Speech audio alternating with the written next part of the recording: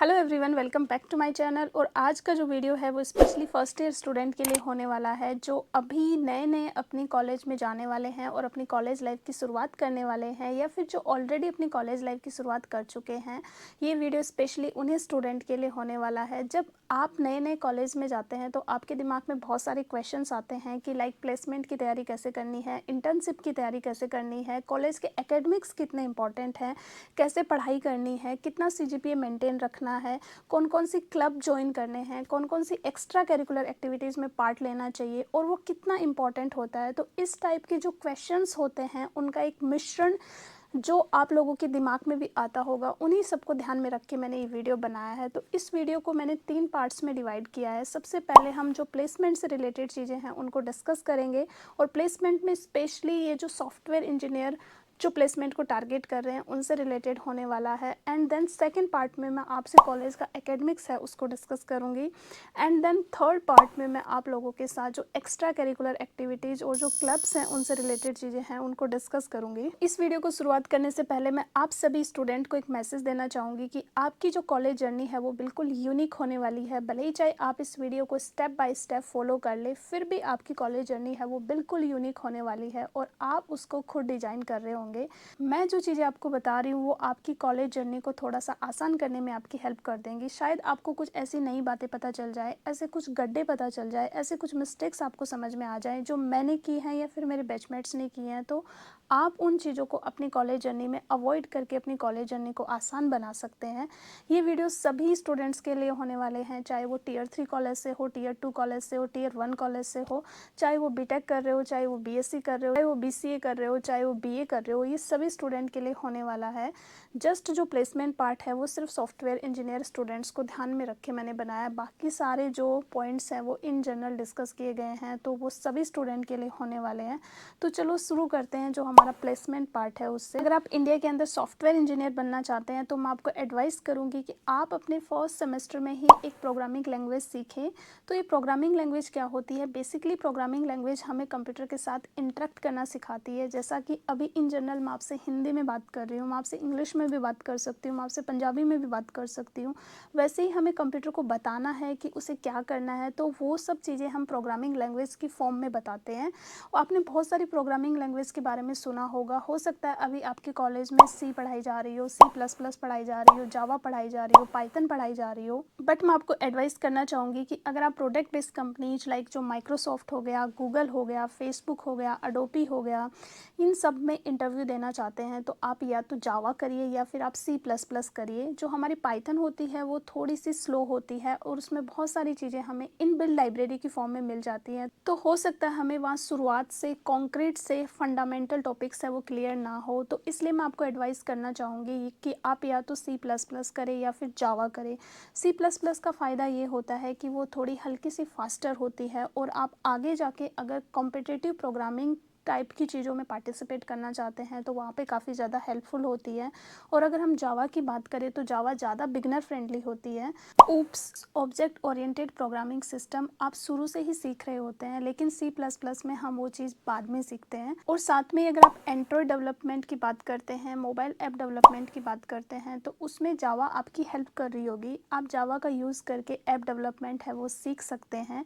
लेकिन इन सब में सबसे पहले आपको इन सब प्रोग्रामिंग लैंग्वेज के बेसिक्स सीखने होंगे, लाइक कैसे इनपुट लेते हैं, कैसे आउटपुट लेते हैं, वेरिएबल्स कैसे डिफाइन किए जाते हैं, लूप्स कैसे डिफाइन किए जाते हैं, इफ़ एल्स कंडीशन क्या होती हैं। और उसके बाद आप इन सब लैंग्वेज में सीखेंगे DSA, data structure and algorithms. ये DSA क्या होता है? अगर आपने DSA के बारे में पहली बार सुना है तो मैं आपको थोड़ा सा एक्सप्लेन करती हूँ। डेटा स्ट्रक्चर बेसिकली ये होता है कि आप अपना डेटा है वो किस तरीके से स्टोर करवा रहे हैं। जैसे फेसबुक के पास अपना डेटा होता है, गूगल के पास अपना डेटा होता है, याहू के पास अपना डेटा होता है, इंस्टाग्राम के पास अपना डेटा होता है, और ये सब अपना डेटा है वो अलग अलग तरीके से स्टोर करवाते हैं। तो हम लोग जो डेटा स्ट्रक्चर होते हैं उसमें ये सब डेटा स्टोर करवाना सीख रहे होते हैं।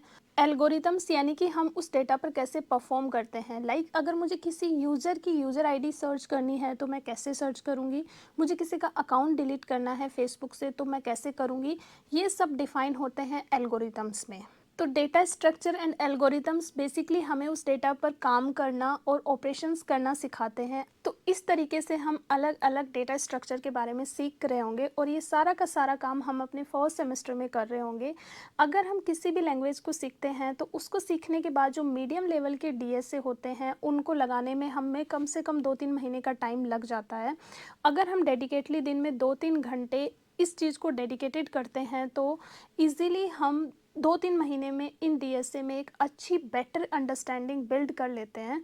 और अगर डीएसए में मैं आपके फर्स्ट सेमेस्टर के जो टॉपिक्स हैं उनकी बात करूँ तो मेनली एरेज होते हैं, स्ट्रिंग होती है, एरे लिस्ट होती है, लिंक लिस्ट होती है, स्टैंक होता है, क्यू होता है, ट्रीज होते हैं। तो अगर आपने ट्रीज तक कर लिया, इनफैक्ट आपने क्यू तक कर लिया, तो in terms of placement preparation आप हाईली सक्सेसफुल होंगे। तो आपको फर्स्ट सेमेस्टर में इतना टारगेट करना है, क्योंकि जो 80% ऑफ योर बैचमेट हैं, 80% ऑफ स्टूडेंट हैं, वो अपने फर्स्ट सेमेस्टर में इतना टारगेट नहीं करते हैं। तो ऑलरेडी आप उन 20% स्टूडेंट में आ जाएंगे जिनके पास लीड होगी।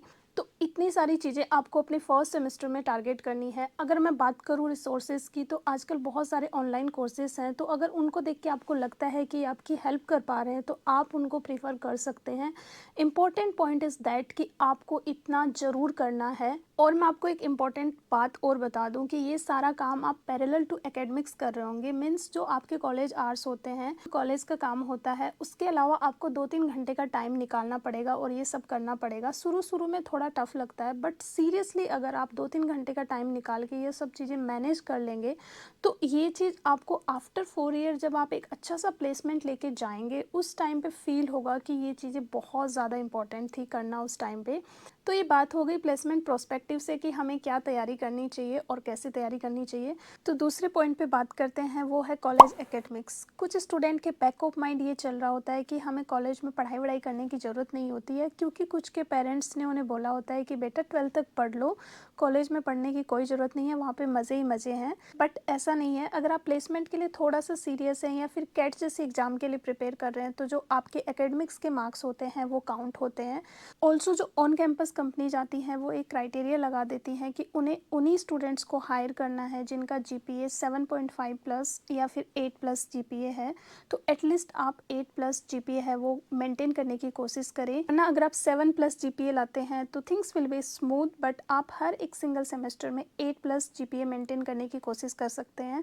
यहाँ पे मैं एक आपको छोटा सा टिप देना चाहूँगी कि हमें कॉलेज में ऐसा लगता है कि 8 प्लस सीजीपीए मेंटेन करना मुश्किल होता है, बट ऐसा नहीं है। अगर आपके पास प्रॉपर नोट्स हैं और आप एक क्लासेस हैं वो 60-70% अटेंड करते हैं और आपको ये पता है कि क्लास में कौन अच्छे नोट्स बनाता है या फिर आप खुद नोट्स बना सकते हैं, तो एग्ज़ाम के लास्ट मोमेंट में आप गो थ्रू होके अच्छा सीजीपीए स्कोर कर सकते हैं। अगर मैं आपके कॉलेज के मिड सेमेस्टर एग्ज़ाम की बात करूँ तो वो 1 से 1.5 हफ्ते के होते हैं, तो उसके लिए आपको एटलीस्ट 2 हफ्ते पहले तैयारी करना शुरू कर देना चाहिए।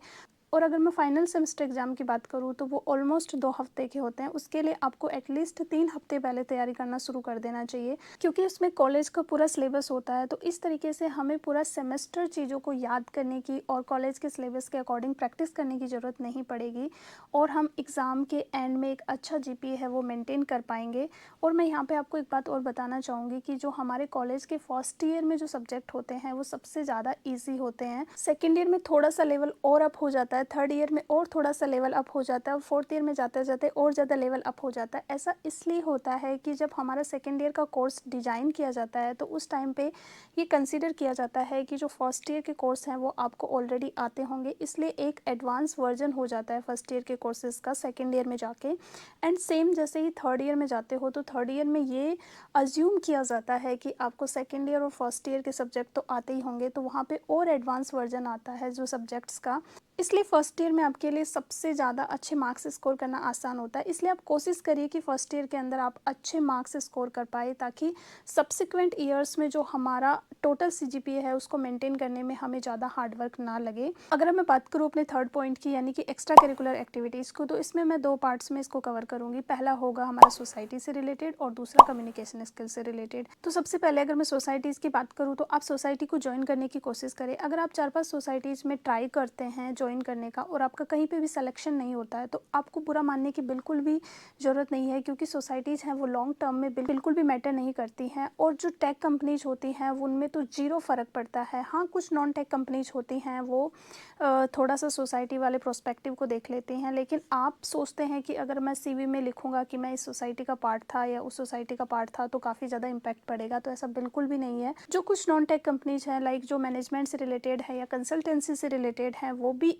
उस कंपनीज के लिए भी अगर आप प्रेसिडेंट या फिर वाइस प्रेसिडेंट से नीचे कुछ लिखते हो तो वो चीज़ इतनी ज़्यादा मैटर नहीं करती है। फ़र्क पड़ता है आपके एक्चुअल स्किल से, आपने सोसाइटी में जाके क्या सीखा है, आपने आपका एक्सपीरियंस क्या रहा है, आपने कैसे ग्रो किया है एज ए ह्यूमन बीइंग, तो उस चीज़ से फ़र्क पड़ेगा। तो अगर आप ग्रोथ माइंडसेट के साथ सोसाइटी ज्वाइन करना चाहते हैं तो I would say go join and explore the opportunities. अगर आपको डांस में इंटरेस्ट है तो आप डांस क्लब ज्वाइन कर सकते हैं, अगर आपको सिंगिंग में इंटरेस्ट है तो आप सिंगिंग क्लब ज्वाइन कर सकते हैं, और अगर आप टेक में इंटरेस्ट है तो आप टेक सोसाइटीज़ ज्वाइन कर सकते हैं। बट मैं आपको प्रिसाइज एक पॉइंट बोलना चाहूँगी कि आप जो सोसाइटी की पॉलिटिक्स है ना उससे बहुत ज़्यादा दूर रहे, क्योंकि लॉन्ग टर्म में ये बिल्कुल मैटर नहीं करने वाला कि आप कौन सी सोसाइटी से हैं, बल्कि ये चीज़ ज़रूर मैटर करेगी कि आपका एक्सपीरियंस कैसा रहा। तो आप एक पॉजिटिव माइंडसेट के साथ कोई भी सोसाइटी ज्वाइन करें और वहाँ से पॉजिटिव एक्सपीरियंस लेके निकले तो वो आप लोगों के लिए अच्छा होगा। और एट द एंड में एक पॉइंट ऐड करना चाहूँगी कि अगर आप कॉलेज में लाइक माइंडेड पीपल के साथ रहेंगे तो ये आपके लिए बहुत ज़्यादा बेनिफिट करेगा। लाइक अगर आपको कोडिंग में इंटरेस्ट है तो आप ऐसे लोगों के साथ रहो कॉलेज में जिनको कोडिंग में इंटरेस्ट है। अगर आपको मास्टर्स के लिए तैयारी करनी है तो आप ऐसे लोगों के साथ रहो जो मास्टर्स के लिए प्रिपेयर करेंगे, तो आपकी कम्युनिटी बिल्ड होगी जिसमें आप अपना एक्सपीरियंस शेयर कर देंगे और वो जो सामने वाले लोग हैं वो भी आपके साथ अपना एक एक्सपीरियंस शेयर करेंगे। ओवरऑल आप काफ़ी ज़्यादा ग्रो करोगे कम्युनिटी के थ्रू और काफ़ी ज़्यादा पॉजिटिव एक्सपीरियंस आप वहाँ से ले सकते हो। सो मैं नेक्स्ट एड्रेस करूँगी अपना कम्युनिकेशन स्किल से रिलेटेड पॉइंट को। कम्युनिकेशन स्किल्स कॉलेज टाइम में सबसे अच्छा टाइम और सबसे बेस्ट टाइम होता है इम्प्रूव करने का। इवन दो ये हर एक फील्ड में मैटर करते हैं और आपको बेनिफिट देते हैं, मैं ऐसा बिल्कुल नहीं कहूँगी कि कम्युनिकेशन स्किल्स है वो मैटर नहीं कर, चाहे वो कोडिंग का ही फील्ड क्यों ना हो जहाँ पे हमें कोडिंग ज़्यादा करनी होती है और आपस में इंटरेक्शन कम करना होता है, वहाँ पर भी अगर आपके कम्युनिकेशन स्किल अच्छे हैं तो आपको आपकी प्रमोशन में हेल्प करेगा। आपके जो कलीग्स हैं कंपनी के उनके साथ इंटरेक्शन करने में काफ़ी अच्छा हेल्प करेगा। इनफैक्ट बेटर कोड राइट करने में हेल्प करेगा, क्योंकि अगर आपके कम्युनिकेशन स्किल अच्छे हैं तो आपके पास बेटर टर्म्स होंगी तो आप अच्छे वेरिएबल डिफाइन करोगे, अच्छे से कमेंट लिखोगे और कोड को अच्छे से स्ट्रक्चर करोगे। तो इनफैक्ट मैं ये बोलूँगी कि जो कम्युनिकेशन स्किल है वो हर एक चीज़ में, हर एक सिंगल फील्ड में आपकी काफ़ी ज़्यादा हेल्प करते हैं और काफ़ी ज़्यादा इंपॉर्टेंट होते हैं। तो अब बात आती है कि हम अपने कम्युनिकेशन स्किल है वो कैसे इंप्रूव करें। तो कॉलेज में बहुत सारे तरीके होते हैं कम्युनिकेशन स्किल है वो इंप्रूव करने के। लाइक आप जितने लोगों से पॉसिबल हो सके उनके साथ बात करो, उनसे सवाल पूछो, आप अपने बैचमेट से सवाल पूछो, आप अपने फ्रेंड से सवाल पूछो, आप अपने टीचर से सवाल पूछो, आप अपने सीनियर से सवाल पूछो। आप जितने ज़्यादा सवाल पूछोगे उतने ज़्यादा नए जवाब आएंगे और आपको कुछ ना कुछ सीखने को मिलेगा, और इस सारे प्रोसेस में एक कॉन्वर्सेशन भी हो जाएगा जो आपके कम्युनिकेशन को इम्प्रूव करने में काफ़ी ज़्यादा हेल्प करेगा। सो आई होप जो चीज़ें मैंने बताई हैं वो कुछ हद तक आपको ठीक लगी होंगी और आपको कुछ हद तक हेल्प कर पाई होंगी। और एट द एंड मैं दोबारा एक बात आपको बोलना चाहूँगी कि ये आपकी जर्नी होने वाली है जो बिल्कुल यूनिक होगी और जिसको आप खुद डिज़ाइन कर रहे होंगे कि वो कितनी ज़्यादा अच्छी होगी और कितनी ज़्यादा सुंदर होंगी। जो बातें मैंने बताई हैं जस्ट वो आपको थोड़ी सी इस यूनिक जर्नी को आसान करने में हेल्प कर सकती हैं। So that's it for this video. Bye bye, see you in next video.